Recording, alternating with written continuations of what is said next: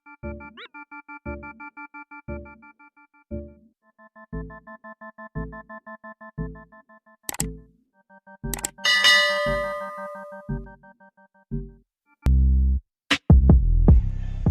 assalamualaikum warahmatullahi wabarakatuh. Salam sejahtera dan salam budaya.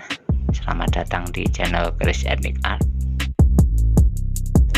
Di era milenial ini, keris yang beredar di pasaran ada berbagai macam.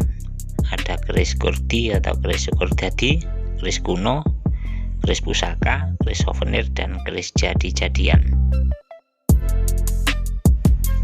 Dan di video kali ini saya akan membahas 11 ciri keris kuno atau sepuh yang bisa dijadikan acuan untuk para penggemar keris pemula sebelum memahari sebuah pusaka.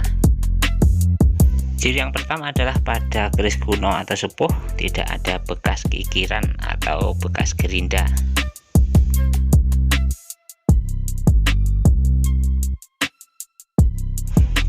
Ciri yang kedua ini bisa bikin pusing para sniper karena ini sulit sekali untuk ditembak atau dipalsukan, yaitu pada bagian matahari. Jadi pada keris kuno itu serat besi atau alur besinya itu tidak terputus karena bukan hasil burburan. Para kolektor senior sangat memperhatikan tentang matahari karena ini paling sulit dipalsukan. Ciri yang ketiga adalah untuk keris kelengan atau pengawak wojo tetap ada lapisan-lapisan besi, jadi bukan besi cor-coran atau besi tunggal yang dibentuk menyerupai keris. Ciri yang keempat adalah korosi pada keris kuno beda dengan hasil prosesan dan terkesan alami.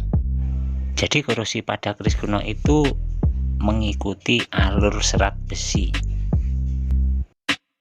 Ciri keris kuno yang kelima adalah pada keris kuno biasanya tantingannya ringan karena keris kuno biasanya besinya sudah berpori.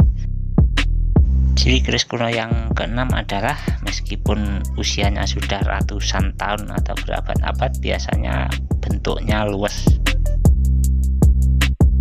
Ciri keris kuno selanjutnya ada yang ketujuh adalah alas pamor. Pada keris kuno biasanya ada bahan pamor akodiat yang warnanya lebih cerah dari bagian pamor yang lain.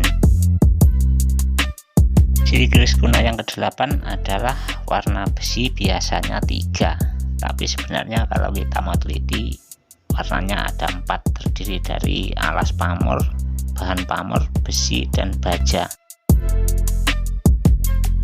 Ciri yang kesembilan adalah antara gonjo dan bilah, kebanyakan tidak rapat dan sisi-sisi gonjo itu tidak tajam. Ciri yang ke-10 adalah pada keris kinata biasanya kinatanya sudah tidak utuh akibat usia yang ratusan tahun. Jadi bohong kalau ada keris era-era Majapahit, era-era Singosari yang kinatanya masih utuh, itu sangat tidak masuk akal. Untuk ciri keris kuno yang terakhir atau yang ke-11 adalah keris yang bagus itu pasti sandangannya bagus, pendok, warongko, cincin, dan lain-lain pasti bagus, karena pada zaman dahulu keris kuno itu memang harganya juga mahal sehingga hanya orang-orang yang mampu yang kuat memahari.